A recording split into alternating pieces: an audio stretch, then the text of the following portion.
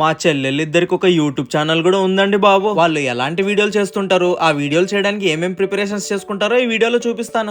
మన అబ్బాయిలదంటారా, ఓ షర్టు ఓ ప్యాంట్ ఉంటే చాలు. వీళ్ళు మాత్రం అలా కాదు భయ్య. వీళ్ళు వీడియోల కోసం రెడీ అవ్వడానికి ఓ పెద్ద సెటప్ చేసుకున్నారు. కమ్మలు, పూసలు, దండలు, బొట్టులు, మేకప్లు, వాచులు, గాజులు, రబ్బర్ బ్యాండ్లు, గెజ్జలు, ఇలా ఓ సముద్రమే ఉంది. వీళ్ళు వీడియో షూటింగ్ లో గంటలు చేసుకుంటారేమో గానీ మేకప్లు మాత్రం గంటలు గంటలు చేస్తున్నారు. మా పెద్దమ్మ కూతురు ఒకరు ఉన్నారు భయ్య, హైదరాబాద్ నుంచి వీళ్ళ కోసం బట్టలు, గాజులు, గెజ్జలు అంటూ అన్ని పంపిస్తూ ఉంటది. ఇంకా వీళ్ళు కూడా వాళ్ళ అక్క పంపించిందని సంతోషంలో అవన్నీ వీడియోలో చూపించుకుంటూ ఉంటారు. ఇంత సెటప్ చేసుకున్నారు కదా, మంచి వీడియోలైనా చేస్తున్నారా అంటే పిచ్చి పిచ్చి సాంగులు, పిచ్చి పిచ్చి స్టెప్పులతో జనాల్ని హింస పెడుతూ ఉంటారు. వీళ్ళు ట్రెండింగ్ లో ఉన్న ఏ సాంగ్ ని వదలరు భయ్య. ఏదైనా ఒక సాంగ్ ట్రెండ్ అయితే చాలు, దాన్ని టక్కున షూట్ చేసి యూట్యూబ్ లో పెట్టేస్తూ ఉంటారు. వీళ్ళు వేసే డాన్సులకి ఓ 20,000 మంది సబ్స్క్రైబర్లు కూడా ఉన్నారులేండి. వాళ్ళు వీళ్ళ ఛానల్ ని అలా సబ్స్క్రైబ్ చేసుకున్నారో తెలియదు గానీ వాళ్ళ కాళ్ళు ముక్కేయాలి. వీళ్ళు షూటింగ్ డే రోజు మనం మాత్రం చాలా ఖాళీ. ఈ స్క్రిప్ట్లు గట్రా రాసుకుంటూ నెక్స్ట్ ఏం చేయాలని ఆలోచించుకుంటూ పిచ్చోళ్ళ అలా ఇంట్లో కూర్చొని ఉంటాను. ఇంకా అప్పుడప్పుడు నన్ను కూడా పిలుస్తూ ఉంటారు. వీడియోలో డాన్స్ వేయడానికి కాదండి బాబు, వాళ్ళు వేసే డాన్స్ ని అప్పుడప్పుడు షూట్ చేయడానికి. ఇంకా డాన్సులు అయితే వేస్తారు గానీ కెమెరా ఎటుంది, ఎటేయాలి అని అస్సలు చూసుకోరు. వీళ్ళు చేసే పనుల్లో అప్పుడప్పుడు మేకప్ బ్రేకులు కూడా ఉన్నాయి భయ్య.